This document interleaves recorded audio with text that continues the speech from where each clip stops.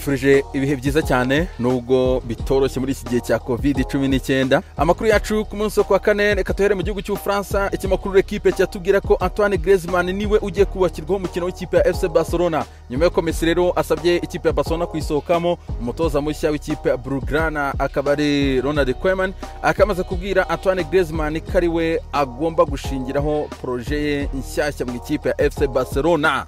Uyu nimero 7 rero no bagomba guhagararaho kabisa Barcelona mu gihe Messi yagenda. Ibinyamakuru byo muri Espagne biravuga iki? Sporting Catalunya ikatubwira ati via transfer akaba rero icyemezo cya Messi ngo ntakuka kandi Messi ntashaka kujya mu nkiko n'ikipe ya Barcelona, akaba ashaka ko transfer ye ibaho habayeho ibiganiro. President Bartomeu ntashaka kubivamo burundu, akaba uyu mugabo yifuza gukora ibishoboka ibyo byose kugira ngo Messi agume hariya mu ikipe ya FC Barcelona.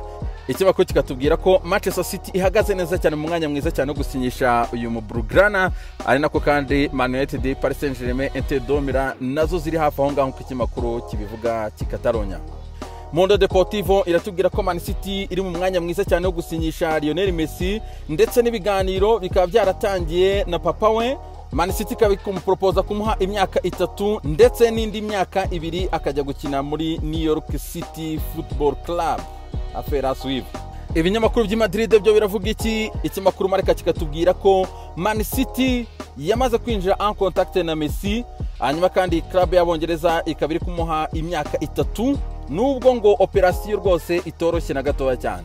Inter na Paris Saint-Germain nazo zariranshije muri dossier, ariko ikimakuru kigasoza inkuru kitubwira ko Lionel Messi afite intention yo kuzagaragara mu myitozo ku munsi wo kwa mbere rwose ku cyumweru ngazaba hari bazapimwa COVID-19 ari abakinyi ikipe ya Barcelona rero batangiye imyitozo ku munsi wo kwa mbere. Ikimakuru AC kiratubwira ko Barcelona ishaka gukora ibishoboka byabyo byose rero iyo bye Messi yongere mugarure.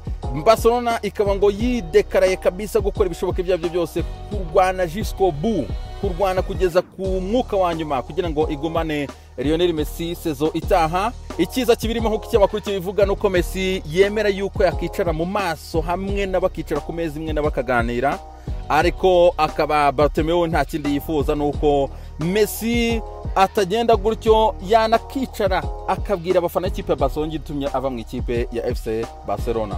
Reka tuvanga twekeza mu mujyi wa Sevilla. Ikimakuru Stadio Deportivo kikatubwira ko Ivan Rakitic ikipe ya Sevilla yamaze kumupropoza kumusinyisha imyaka 2 hanyuma igashyiramo na option yo yamwongeramo ndi mwaka wa 3, hanyuma ikaba ikipe ya Sevilla yifuza kumuha miliyoni 3,700 by'amayero ku mwaka, akaba ari salaire irimo n'amabonus. Reka tinde turerero nimba Rakitic ari bubyemere akava muri Barcelona akerekeza mu ikipe ya Sevilla. Mu gihugu cy'Ubwongereza twerekejeyo ibinyamakuru nabyo byagaritse kuri Lionel Messi. The Daily Telegraph itubwira ko Messi naza mu ikipe ya Manchester City bizayitwara miliyoni 500, akaba arimo kumugura miliyoni 200 baramutse bamuguze, hanyuma bakamusinyisha imyaka 3 bakajya bamuhemba miliyoni 100 z'amapaundi ku mwaka, byose hamwe bigatwara miliyoni 500 mu gihe cy'imyaka 3.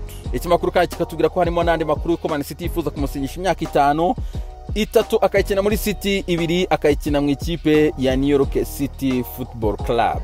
Bwana miliyoni 500 ni cash nyinshi cyane. Ikimakuru The Sun cyatubwira ko Man City yifuza kugura Lionel Messi, ariko ikaba ifite impungenge ikipe ya City yuko Messi adafite commitment gushyiramo imbaraga zo kuza mu ikipe ya Manchester City. Natagaragaza imbaraga rero biragaragara ko yabatenguha rwose akigumira mu ikipe ya Barcelona, zo izo mpungenge Man City razifite. Ikimakuru The Sun cyatubwira ko abakinnyi 4 b'ikipe ya Chelsea bari muri karantine mo gutembera mu Bugereki, akaba ari Fikayo Tomori, Tammy Abraham, Pulisic na Mason Mount. Abangaba rero bazanahomba match Chelsea ifitanye kuri wa 6 n'ikipe ya Brighton Hove Albion mu mikino wa gicuti. Ikimakuru The Sun kandi cyatubwira ko nyuma yuko Maguire akatiwe igifungo cy'amezi 21 ndetse n'iminsi 10, hanyuma akaba yajuriye mu rukiko rukuru rwa hariya mu gihugu cy'Ubugereki, ibyaha byamuvuyeho n'umwere. Man United nayo yamaze kumubwira yuko igitambaro cy'ubukapiteni atari bugitakaze. Tukiri muri Man United kandi Demeri nayo ikabisi tubwira ko Bisaka ari mu mazi abira, nyuma yuko Man United rero igira inama abakinnyi bayo kutajya mu bihugu Ubwongereza bwashyize kuri liste y'uko uvuye wajya muri karantine, ariko Bisaka yabirenzeho yigira Dubai. Akaba rero uyu musore agomba kuza agahita ajya muri karantine, ibintu bitashimishije cyane Ole Gunnar Solskjaer. Ikimakuru Demeri kikatubwira ko Dean Henderson yasinye imyaka 6 mu ikipe ya Manchester United, no kuvuga ngo ni imyaka 5 harimo na option y'umwaka umwe.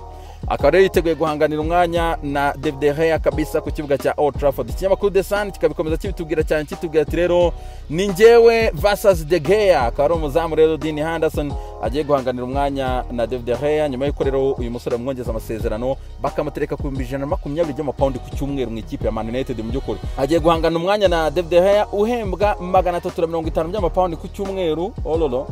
Ari nako kandi abazamu bandi rero nabo bagomba kuba bashakisha umwanya. Birumvikana Sergio Romeo nawe yifatira 70 by'amapaundi ku cyumweru ndetse na Lee Grant 30 by'amapaundi ku cyumweru. United irahemba neza cyane ikipe irakaza.